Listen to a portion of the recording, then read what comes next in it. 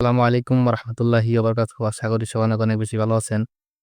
তো সুপ্রিয় দর্শক, আপনারা দেখতে পাচ্ছেন যে এখানে সরষার দানার মতো দেখা যাচ্ছে যে এগুলো সরষার মতো হলেও কিন্তু এটা কিন্তু সরষা না। এটা মূলত হলো মূলা গাছ। তো মূলা গাছ যখন বীজ ধরে তখন এরকম সরষা গাছের মতো হয়ে যায়। তো এই যে দেখতে পাচ্ছেন, আপনারা যারা বিশ্বাস করবেন না তাদের জন্য দেখাই যে এটা কিন্তু মূলা গাছ।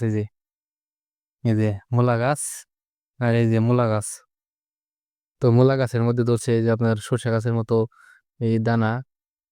তো আপনারা বলতে পারেন যে মূলা গাছে কি আমরা সরষা চাষ করলাম নাকি? মোটেও এরকম কিছু না। এটা হলো আপনার মূলাই খাওয়ার জন্য লাগানো হয়েছিল। তো আরো আছে এই যে জায়গায়, এই যে জানলার এই জায়গায় আরো আছে।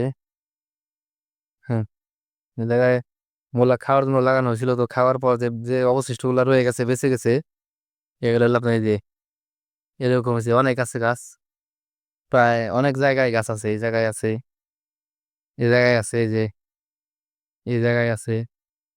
এই যে মূলা গাছে এরকম, এটা হইলে কফি মূলা। গজ মূলায় কিন্তু এরকম গাছ হয় না, একমাত্র কফি মূলা এরকম হয়। এই সিম সরষার মতো বীজ হয়, বিচি হয়।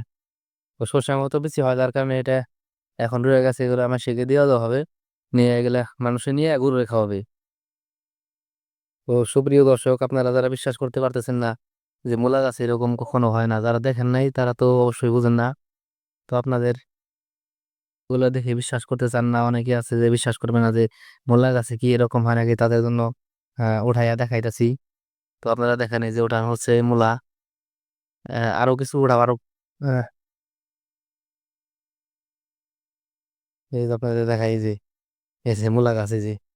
এই যে মূলা গাছ কোনো ভাঙা নাই, কিছু নাই, একদম এই মূলার মধ্যেই একদম এগুলা ধরছে। তো আশা করি আপনারা বুঝতে পারছেন যে এগুলো আসলেই মূলা গাছেরই ছিল। তো ভিডিওটা ভালো লাগে সে অবশ্যই লাইক শেয়ার করবেন। ভিডিওটা আজকের মতো এই পর্যন্তই।